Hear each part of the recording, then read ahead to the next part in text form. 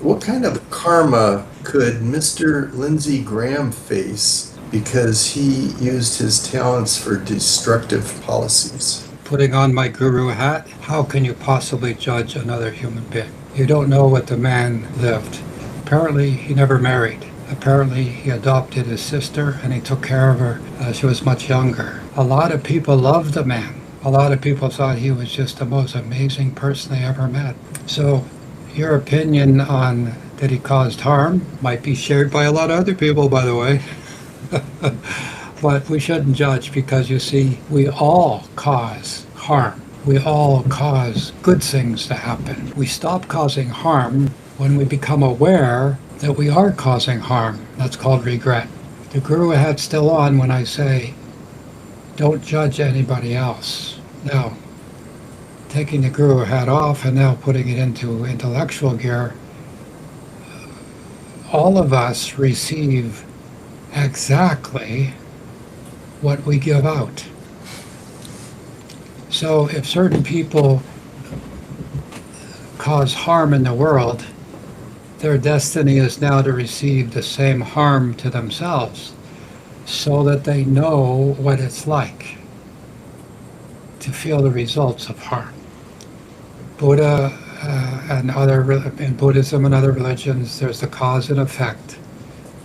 Casey said, what you throw out comes back to you. The Bible and the Christ say the same things. Judge not, lest ye be judged.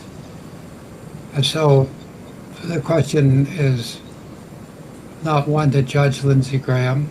I'm going to tell you I may or may not think highly of the man.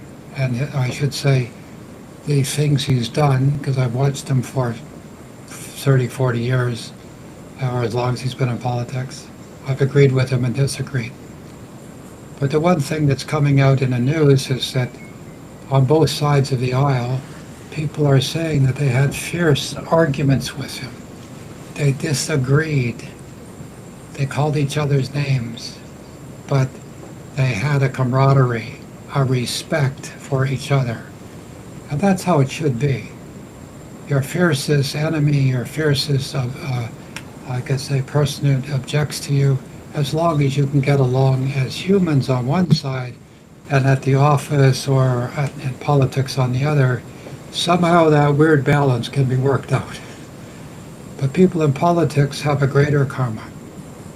They've elected to be elected and to be a leader of people.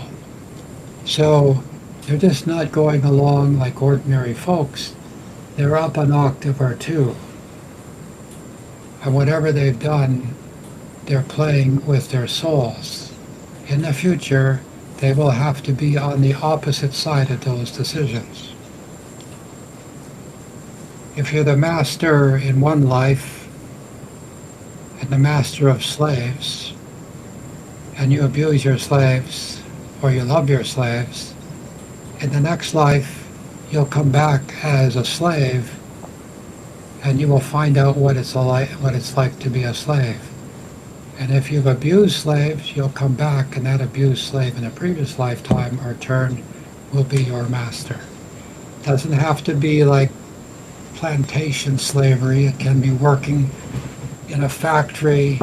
It can be working in a toxic office where you have the bully boss, if you will, and you have a slave and master mentality.